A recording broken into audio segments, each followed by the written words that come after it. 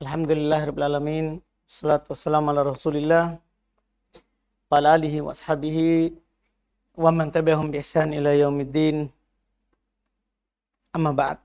Alhamdulillah, kita lanjut lagi pelajaran kitab Mustalah Hadits dengan membaca kitab Nuzhatun Nadhar fi Tawdih Nukhbatul Fikr karya Imam Al-Hafidz Ibnu Hajar Al-Asqalani rahimahullahu taala. Fadhal. Bismillahirrahmanirrahim. Hamdan katsiran thayyiban mubarakan fih kama yuhibbu rabbuna wa yarda. Asyhadu an la ilaha illallah wahdahu la syarika lah wa asyhadu anna Muhammadan abduhu wa rasuluhu sallallahu alaihi wa ala alihi wa ashabihi wa sallama tasliman. Summa qala muallif rahimahullahu ta'ala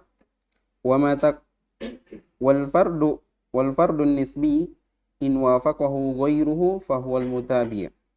Dan al-fardu nisbi itu jika selainnya itu menyepakatinya, maka dia ini sebagai pendukung. Bersesuaian dengannya. Bersesuaian dengannya, maka dia ini sebagai pendukung. Nah, ini disebut al-mutabi. Kan ada syahid, ada tabi. Iya, jadi kalau sesuai, semisal dengannya itu disebut apa? Mutaba'at. Wa ma taqaddama dzikruhu min al-fard nisbi in wujida ba'da dhanni kaunihi fardan qad wafaqahu ghairuhu fa huwa al-mutabi'u bi kasril ba'il muwahhadah. Dan apa yang telah berlalu penyebutannya dari al-fardun nisbi jika didapati setelah disangka dia itu bersendiri dan sungguh selainnya itu sesuai dengannya, maka dia ini sebagai pendukung. Itu dengan dikasroh ba yang satu titiknya. Wal mutaba'atu ala maratibah. Dan pendukung itu ada tingkatan-tingkatan. In hasalat lirrawi nafsihi fahiyat tamah wa in hasalat li syaikhihi faman fawqahu fahiyal qasirah. Jika terjadi pada diri perawi itu sendiri, maka dia itu sempurna. Jadi kalau mutaba'anya sama dengan kedudukan tabakohnya rawinya. Jadi ada rawi lain setabako dengan dia yang bersesuaian dengannya, maka ini namanya tamah. Jadi kalau ada mutaba'annya adalah bukan dia, yang bersesuaian dengan dia bukan dia, tapi syekhnya atau di atasnya syekhnya, maka ini namanya qasirah, kurang. Wa yustafadu minha at-taqwiyatu. Dan diambil faidah penguat darinya. Karena kan dengan adanya mutaba'ah, maka hadits misalnya tadinya hasan menjadi sahih li ghairi, atau tadinya dhaif menjadi hasan li ghairi, karena mutaba'ah itu diambil faedah darinya penguat. Mithalul mutaba'ati ma rawahu Syafi'i fil ummi an Malikin an Abdullah bin Dinar an Ibni Umar anna Rasulullah sallallahu ta'ala alaihi wa alihi wasallam qala asyhru tis'un wa ishrun fala tasumu hatta tarawul hilal wala tuftiru hatta tarawhu fa in ghumma alaikum fa akmilul iddata 30. Contoh al-mutaba'ah itu apa yang Imam Asy-Syafi'i meriwayatkannya dalam kitab Al-Um dari Malik dari Abdullah bin Dinar dari Ibnu Umar bahwasanya Rasulullah sallallahu taala alaihi wa alihi wasallam bersabda, satu bulan itu ada 28 hari. 29 hari. Maka janganlah kalian berpuasa sampai kalian melihat hilal dan janganlah kalian berbuka sampai kalian melihatnya. Dan jika tidak jelas bagi kalian maka sempurnakan jumlahnya menjadi 30. Jadi asal bulan 29. Kalau enggak dilihat berarti 30. Fahadzal haditsu bihadzal lafzi dhanna qaumun anna asy-Syafi'i yatafarrada bihi an Malik fa'adduhu fi ghara'ibihi li'anna ashaba Malikin rawahu anhu bihadzal isnad wa bilafzi fa in ghumma 'alaikum faqduru lahu. Dan hadis ini dengan lafaz ini satu kaum menyangka bahwasannya Imam Syafi'i bersendiri dengannya dari Imam Malik. Maka mereka menghitungnya dalam hadis gharib. Dari Imam Syafi'i. Ini gharib ini hadis. Karena belum bersendiri dari Imam Malik. Karena karena murid-murid dari Imam Malik meriwayatkannya darinya dengan sanad ini dan dengan lafaz fa in gumma alaikum faqduru lahu. Beda tak? Kalau tadi fa in gumma alaikum fa akmilul iddata 30. Sempurnakan 30. Kalau sini kalau tertutup maka faqdurulah. Jadi beda lafaz. Kalau murid-murid Imam Syafi'i yang lain, Imam Malik yang lain, faqdurulah. Sementara Imam Syafi'i fa akmilul iddata 30. Berarti ini fard. Imam Syafi'i gharib menukil hadis ini sendiri. Terus Lakin wajadna lisyafi'i mutabi'an wa huwa Abdullah bin Maslamah al-Qanabi kadzalika akhrajahu al-Bukhari anhu an Malik. Akan tetapi kami mendapatkan pendukung terhadap Imam Syafi'i dan dia adalah Abdullah bin Maslamah al-Qanabi. Setingkat dengan Imam Syafi'i. Berarti ini namanya mutaba'ata tamah karena sederajat dengan Imam Syafi'i. Begitu pula apa yang diriwayatkan Imam Bukhari dari Imam Syafi'i dari Malik. Dan anhu an Abdullah ibn Salam al-Qanabi. Dikeluarkan oleh Imam Bukhari darinya dari Malik. Nah, dari Malik. Fahadhihi mutaba'atun tamatun. Maka ini iya kan? Karena setobako dengan Imam Syafi'i.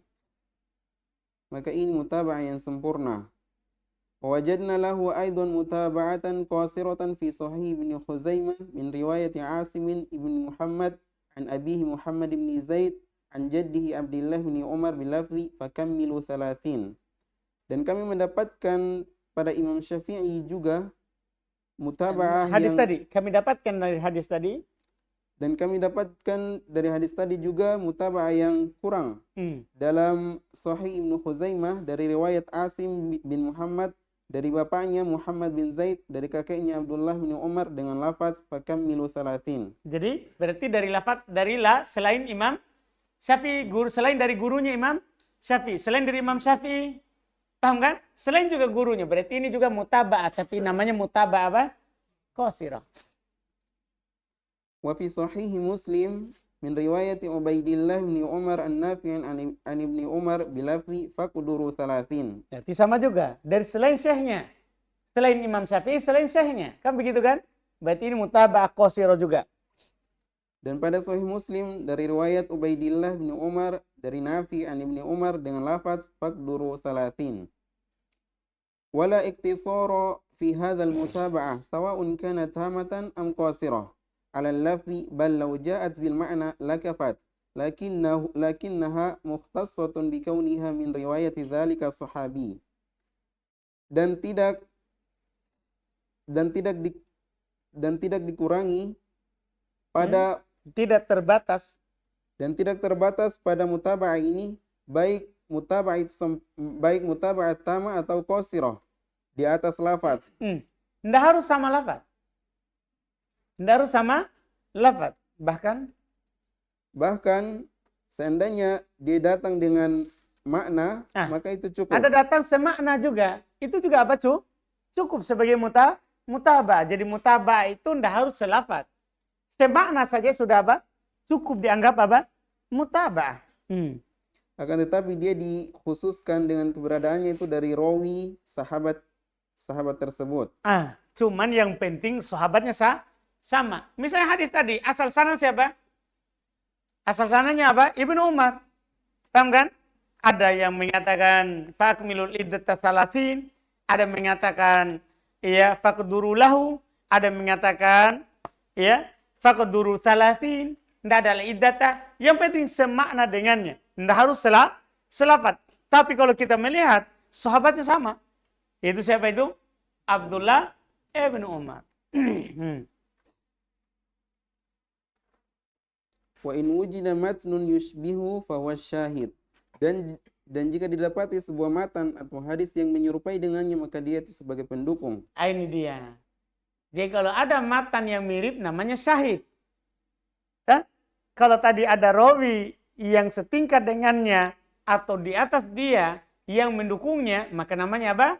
Mutaba'at. Berarti mutaba'at itu di sanad. Sementara syahid itu adalah di mata. Wa in wujida matnun yurwa min haditsin sahabi akhar yushbihu fil lafzi wal ma'na aw fil ma'na faqat fahuwa syahid. Dan jika didapati matan yang diriwayatkan dari sebuah hadis sahabat yang lain yang menyerupainya dalam lafaz atau makna atau dalam makna saja, maka dia ini syahid. Berarti sahabat yang lain itu juga intinya. Ya? Tadi kan kalau mutabaat itu beda sanad tapi sama sahabat. Sekarang ada matan dari sahabat lain. Jadi kalau ada matan dari sahabat lain namanya apa? Syahid. Ini lagi. Ini perlu istilah. Hadits ini punya mutabaat. Berarti sahabatnya sama. Itu yang antum harus pahami. Sahabatnya sama, cuman beda yang menukil. Kalau dibilang ini hadits ada syahidnya dari riwayat lain. Berarti sahabatnya beda. Ini nanti istilah yang harus antum pakai. Terus.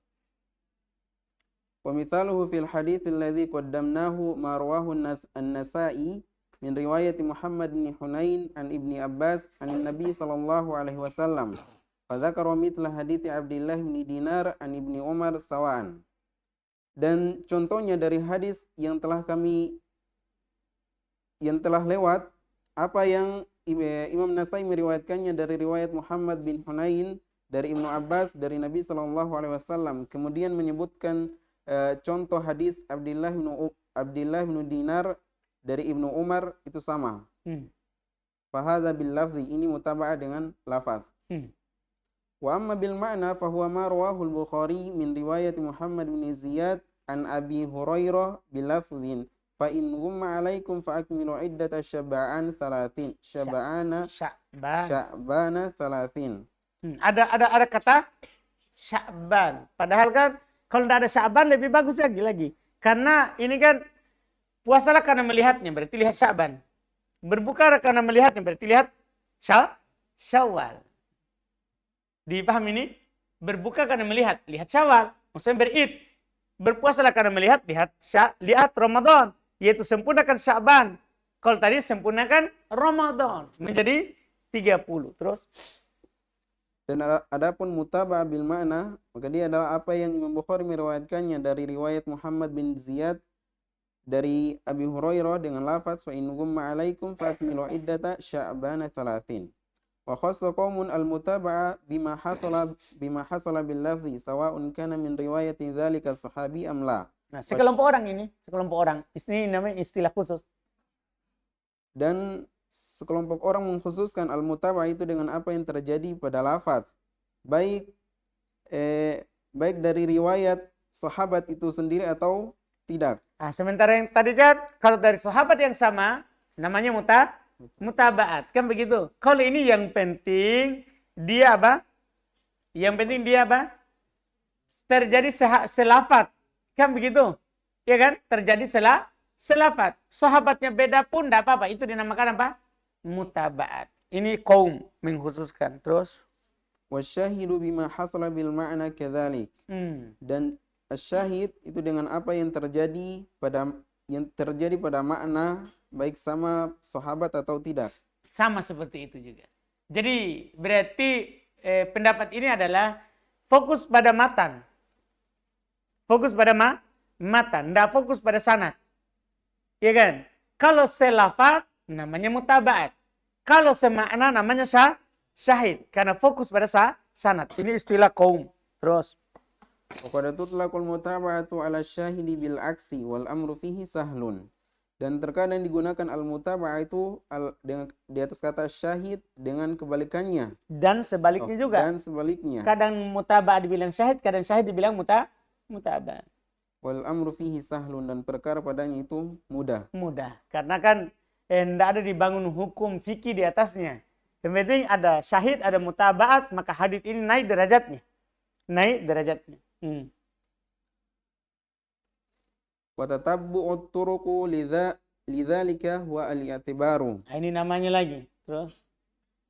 Wa alam anna tatabbu'at turuqi min al-jawami'i wal masanidi wal ajza'i lidzalika al-hadits alladhi yadhunnu annahu fardun liyu'lama hal lahu mutabi'un am la huwa al-i'tibaru.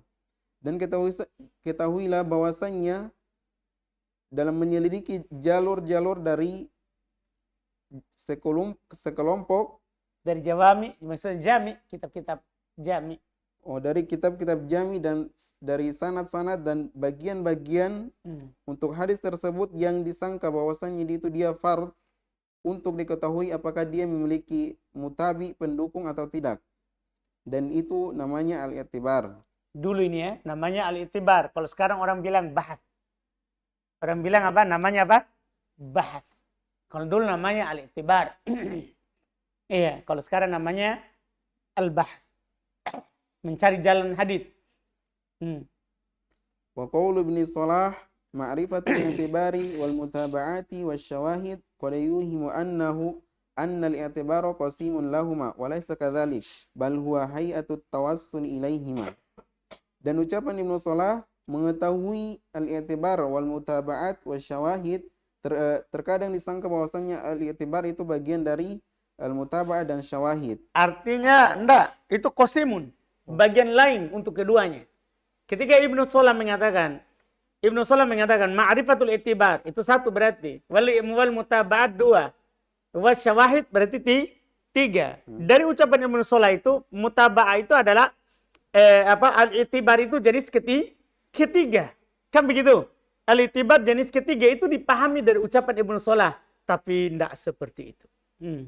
Dan bukan seperti itu. Akan tetapi dia itu adalah metode atau cara untuk sampai kepada keduanya. Untuk sampai kepada mutaba'at dan syawahid, kita katakan apa? Kita lakukan apa? I'tibar. Yaitu sekarang kita lakukan apa, bahas. Wa jami'u ma taqaddama min aqsamil maqbuli tahsulu fa'idatun taqsimihi bi'atibari maratibihi indal mu'aradati wallahu alam. Faedah ini Masya Allah. Dan seluruh apa yang telah lewat dari pembagian-pembagian al-maqbul terdapat faidah pembagiannya dengan ditinjau dari tingkatan-tingkatan menurut ketika berselisih. Allahu alam. Ini dia. Apa fungsinya kita tahu itu? Iya, ini sahih ada tingkatannya. Hasan ada tingkatannya. Paham kan? Itu sebenarnya adalah faedahnya nanti ya, ketika kita membaginya ya, ketika terjadi apa? Al-mu'aradah, ada pertentangan antara dalil. Maka kita nanti bisa menguatkan mana yang lebih kuat dengan yang lain. Iya, di pembahasan nanti ketika pertentangan dalil. Terus Thumma al-maqbul yanqasimu aidan ila ma'mulin bih wa ghairi ma'mulin bih li'annahu in salima min al-mu'aradah ay lam ya'ti khabarun yudadduhu fa huwa al-muhkam wa amthilatuhu katsirah. Kemudian al-maqbul terbagi juga kepada yang diamali dengannya atau tidak diamalkan. Karena hadis maqbul itu jika selamat dari pertentangan, yaitu khobar, yaitu tidak datang khobar yang menyelisihinya, maka dia ini muhkam. Dan contoh seperti itu banyak. Jadi kalau ada hadis jelas tidak ada yang datang menyelisihinya, bertentangan dengannya, maka namanya hadis muhkam. Wa in uridu bimithlihi fa in amkana al-jam'u fa mukhtaliful hadits. Dan jika diselisihi dengan semisalnya, kemudian jika memungkinkan menggabungkan, maka hadis itu berbeda. Jadi kalau dimungkinkan untuk dikompromikan, maka itu namanya mukhtaliful hadits. Haditsnya berbeda tapi mungkin dikompromikan. Jadi hadits itu kan ada mu'arid. Ada kadang hadits yang bertentangan dengan maknanya. Kalau mungkin dijamak, itu yang kita lakukan. Wa in uridu fala yakhlu imma an yakuna mu'ariduhu maqbulan mithlahu aw yakuna mardudan. Fathani la athara lahu li'anna al-qawiyya la tu'athiru fihi al-mukhalifatu dha'ifi. Dan jika dia diselisihi, maka itu dia cukup. Maka tidak lepas. Jadi jika dia berselisih dan ada menyelisihinya, maka tidak akan pernah lepas. Maka tidak lepas. Terkadang yang menyelisihinya itu diterima yang semisalnya atau ditolak.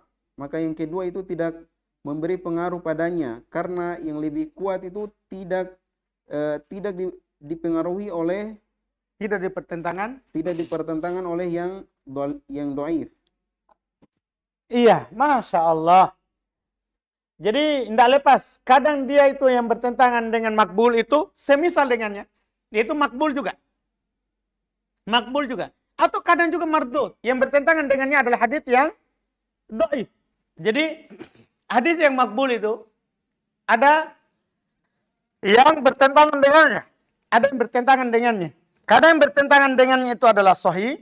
Semisalnya. Au yakunu mardudan. Atau hadis yang bertentangan dengannya itu adalah mardud. Dhaif. Gimana ini? Kata beliau, fasani la asarolah. Jadi kalau ada hadis sahih bertentangan dengan dhaif, yang kedua dibuang saja, tidak ada pengaruhnya sama sekali. Panda? Enggak usah antum bilang ini dikompromikan atau tidak. Enggak usah langsung masuk di kompromi. Enggak usah dhaif langsung dihilangkan. Dhaif langsung dihilangkan. Iya, li'anal qawi la tu'athir fihi mukhalafatu dhaif. Nah, ini perlu. Karena hadis yang kuat itu tidak pengaruh dengan adanya penyelisihan dari hadis yang dhaif. Jadi periksa dulu hadisnya. Ada yang bertentangan. Pertama, dhaif atau sahih ini hadis. Kalau dhaif selesai, tidak ada pertentangan dengan hadis dhaif. Terus وإن كانت المعارضة بمثله فلا يخلو إما يكون الجمع بين المدلولين بغير تعسف أو لا. Dan jika pertentangannya itu sama dengannya, maka tidak lepas. artinya makbul juga. Karena bimitlih maksudnya makbul, sama dengannya. Maka tidak lepas. Terkadang memungkinkan untuk digabungkan antara keduanya atau tanpa serampangan atau tidak. Tanpa ta'assub berlebihan, ya, atau bermudahan. Artinya mungkin dikompromikan tanpa memberatkan. Ya, tidak berlebihan dalam mengkompromikannya sehingga kita cari jalan keluar yang lain. Iya. Terus. فإن أمكن الجمع فهو النوع المسمى مختلف الحديث ومثل له ابن صلاح بحديث لا عدوى ولا تيرة ولا همة ولا صفر ولا غول مع حديث فر من المجذوم فرارك من الأسد. Ini contoh bagus, alhamdulillah. Maka jika memungkinkan untuk digabungkan, maka dikompromikan, maka dia adalah jenis yang dinamakan mukhtaliful hadits. Ini namanya mukhtaliful hadits.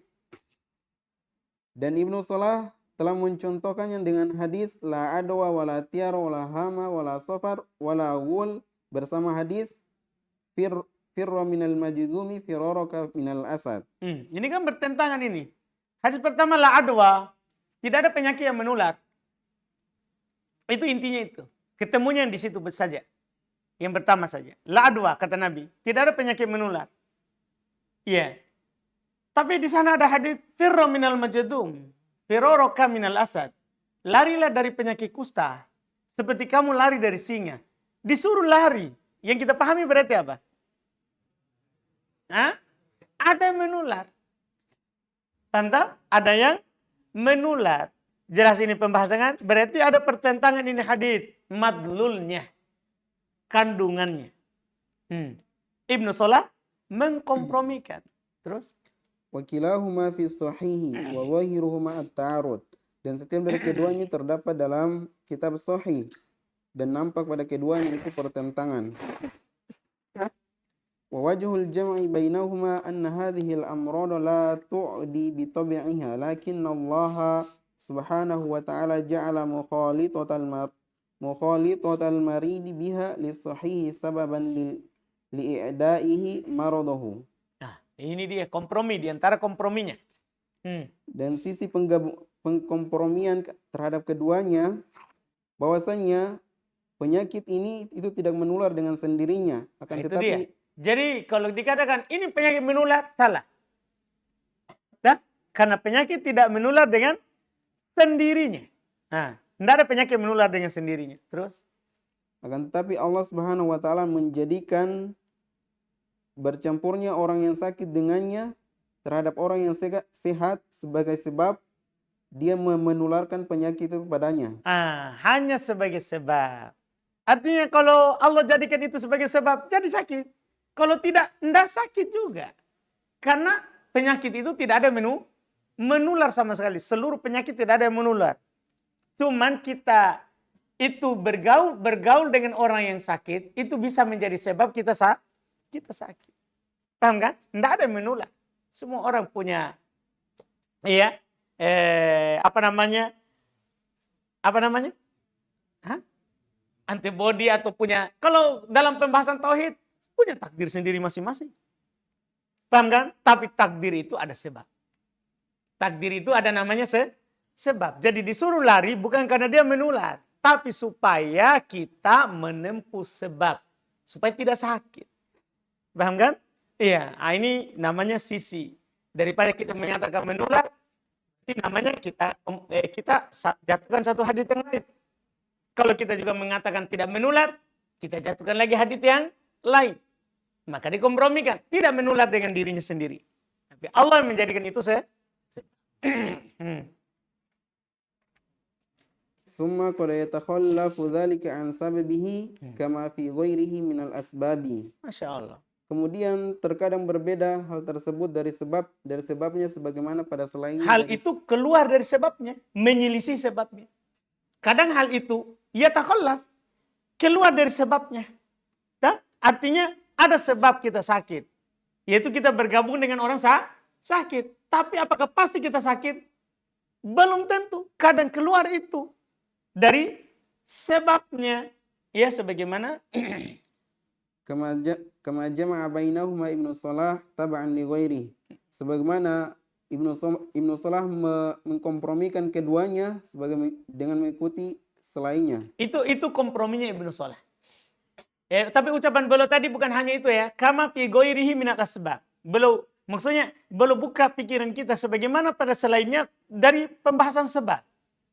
Nah, misalnya bule. Dia menikah. Karena mau punya anak. Mau punya anak sebabnya apa bule?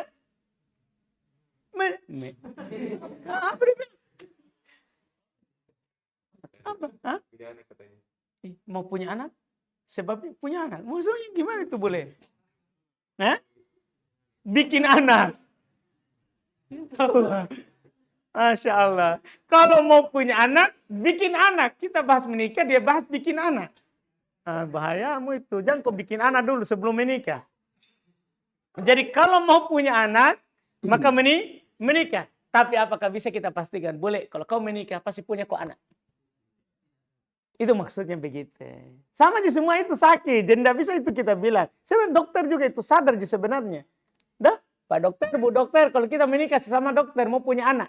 Pasti kita punya anak. Begitu sebenarnya. Belum tentu. Karena ini sebab. Allah menjadikannya apa? Sebab. Walaupun menikah, belum tentu punya anak. Itu hanya sebab. Jelas kan? Maksudnya itu di pembahasan sebab seperti itu kata beliau. Nah terus. Wal aula fil jam'i bainahuma an yuqala inna nafyahu sallallahu alaihi wasallam lil adwa bakin ala umumihi wa qad sahha qawluhu sallallahu alaihi wasallam la yu'di syai'un syai'an. Ini paling bagus kata Ibnu Hajar. Tadi kan kompromi dari sisi siapa? Ibnu Salah. Sekarang ada kompromi dari Ibnu Hajar. Dan lebih utama dalam mengkompromikan keduanya telah dikatakan bahwasannya Rasulullah SAW menafikan untuk penyakit menular itu tetap di atas keumuman dan tidak ada sama sekali penularan. Berarti itu tetap. Itu tetap terus.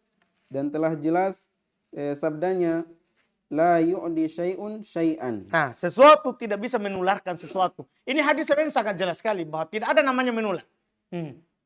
Wa qawluhu sallallahu alaihi wasallam liman a'radahu bi anna al-ba'ira al-ajraba yakunu fil iblis sahiha fayukhalituhu fatajrabu haitsu radda alaihi bi qawli faman a'adal awwala. Ini dalil yang paling kuat. Bahwa memang tidak ada menular sama sekali, itu kita katakan dari awal. Dan sabda Rasulullah sallallahu alaihi wasallam terhadap orang yang menentangnya, artinya menyanggahnya. Jika Nabi bilang begini, la yu'di syai'un syai'a. Tidak ada sesuatu apapun yang menularkan yang lain. Tapi ada yang menyanggah Nabi. Yaitu ada, ini dia. Itu dia sanggahannya. Bahwasanya unta yang berkudis itu berada di antara unta yang sehat. Kemudian dia bergaul dengannya dan menyebarkan penyakit kudis itu. Jadi ada onta kudis masuk di onta yang sehat. Ternyata yang lainnya jadi berkudis semuanya. Ini kan yang dia lihat.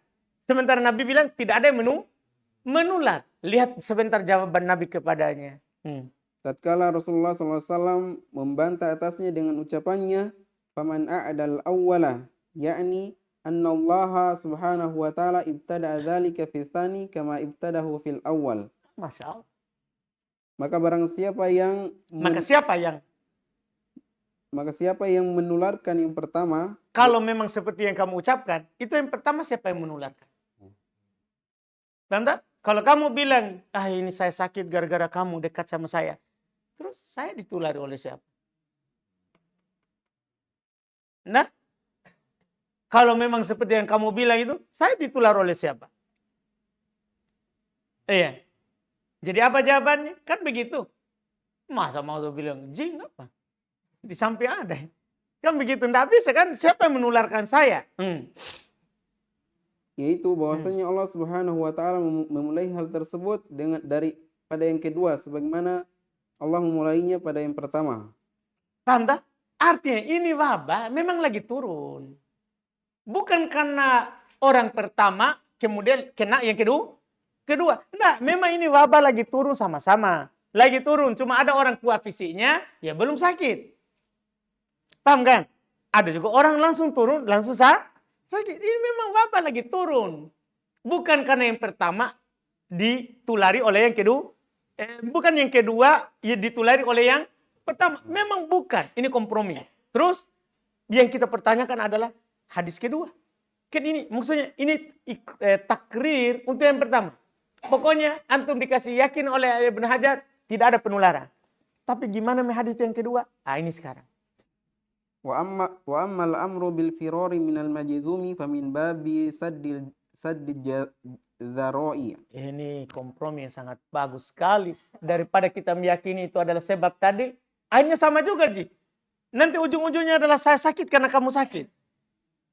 Ya toh? Karena kita sekarang yakini sebab kita sakit karena ada orang sakit. Jadi ujung-ujungnya kompromi Ibnu Salah tadi sama.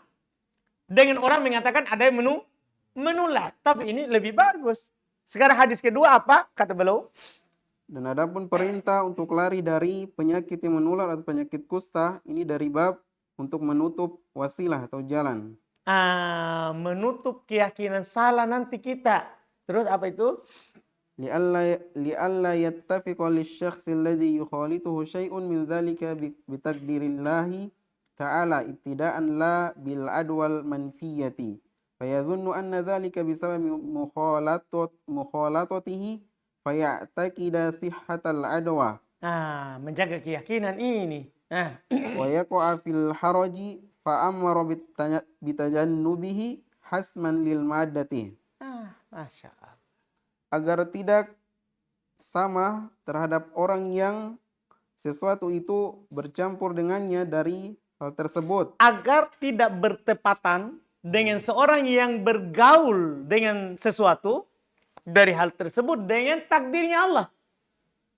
Jangan sampai gini. Sebenarnya dia lagi sehat-sehat. Tapi pergi bergaul dengan orang yang batuk.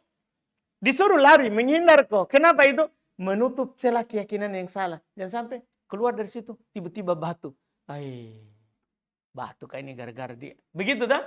Jadi ini adalah jangan sampai bertepatan dengan takdir Allah. Takdirnya juga itu kamu sakit. Sebagaimana itu yang pertama, takdirnya sakit. Paham kan? Jangan sampai bertepatan dengan takdir. Sehingga terus dengan memulai tidak. Jadi dengan awalnya, memang dia takdir ini. Memang saatnya dia kena itu sakit. Bukan karena labil adwa. Bukan karena penyakit yang menular. B-nya sebab. Bukan karena sebab adanya penyakit yang menular. Yang dinafikan. Dinafikan yang pertama. Disuruh lari. Jangan sampai bertepatan dengan takdirnya Allah. Bukan karena menular yang dinafikan di hadis pertama. Dan disangka bahwasannya hal itu. Maka dia menyangka. Dan maka dia menyangka bahwasanya hal itu dengan sebab dia bergaul dengannya. Kemudian dia yakin kebenaran hadis penyakit yang menular itu. Akhirnya orang benarkan dokter. Jadinya enggak benarkan Nabi. Jadi orang kan sekarang lebih benarkan dokter daripada Nabi. Dokter bilang ada penyakit menular. Nabi bilang tidak ada. Kenapa bisa dia benarkan dokter? Karena memang nyata. Dia pergi duduk dengan orang batu. Akhirnya dia batu. Betul kata dokter. Padahal itu bertepatan dengan takdir. Akhirnya salah keyakinan. Dia sakit bukan karena Allah. Tapi karena orang tadi. Bahaya. Makanya ini saddan lidari. Kemudian dia terjatuh pada penyakit itu. Filharut, kebimbangan. Dia terjadi dalam kebingungan. Gimana ini? Nabi bilang tidak ada, tapi saya sakit. Akhirnya bingung. Paling sedikit adalah dia, bingung. Akhirnya lama-lama dia menyendiri nih. Di mana-mana pakai masker. Di mana-mana dia pakai jubah, pakai jaket. Ada orang sakit, tidak mau keluar rumah. Akhirnya begitu, Mi. Iya.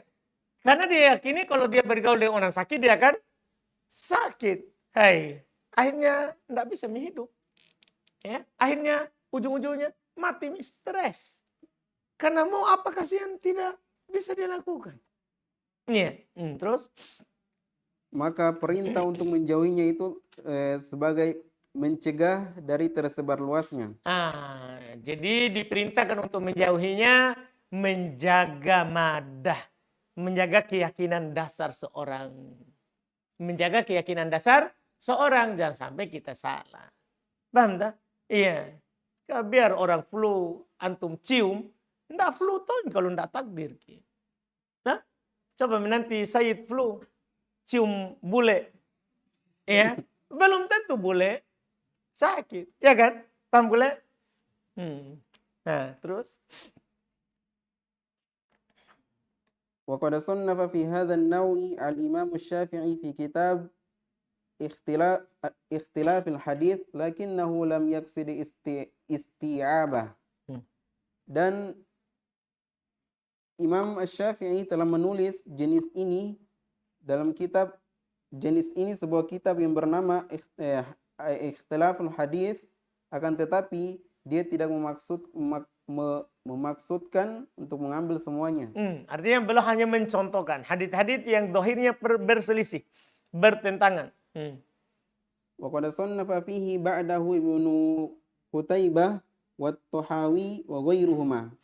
Dan setelah Imam Syafi'i telah menulis tentang hal tersebut Ibnu Qutaibah dan At-Tahawi dan selain dari keduanya. Paham dah? Artinya ini cara pertama. Kalau ada ta'arud, kita jamak, kita kompromikan. Bagaimana cara mengkompromikannya? Itulah tadi. Pandangan-pandangan daripada ulama dalam mengkompromikannya. Kalau tidak bisa dikompromikan, maka kita masuk tahap kedua. Aula, atau tidak bisa dikompromikan. Ini kita baca lagi besok. Bagaimana kalau kita tidak bisa mengkompromikan? Karena kadang tidak bisa sama sekali dikompromikan. Kalau tadi masih bisa dikompromikan, contohnya penyakit yang menular. Tapi kadang ini usul fikih berserikat antara mustalah dan usul fikih. Karena pembahasan tentang istidlal. Kita ambil lagi besok insyaAllah. Alhamdulillah. Kita cukupkan. Alhamdulillah.